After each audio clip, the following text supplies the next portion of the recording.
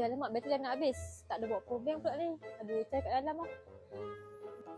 Kin, tadi macam nak record. Kenapa? Bateri dah nak habis dah. So, aku tak bawa power bank. So, aku nak charge kat dalam. Tak payah Kin, aku ada barang baik tapi kau kena pakai benda ni. Power bank daripada brand Amazfit.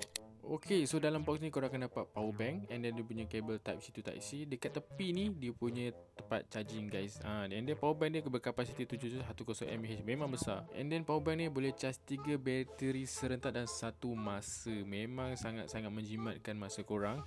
Lepas tu dia punya magnetic clip dia sangat-sangat kuat dan tak mudah tercabut. Lagi satu yang bestnya pasal power bank ni, korang boleh reverse charging dekat pelbagai device yang korang nak guna. Korang nak pakai action camera boleh, nak guna apa tu, smartphone pun boleh. And then dia support fast charging man. Lagi satu, kalau korang ada memory card tapi tak tahu nak letak kat mana, dekat power bank case ni dia ada 4 slot untuk korang letak memory card guys. So kalau korang nak dapatkannya, boleh terus PM kita ataupun terus tekan beg kuning dekat bawah ni guys.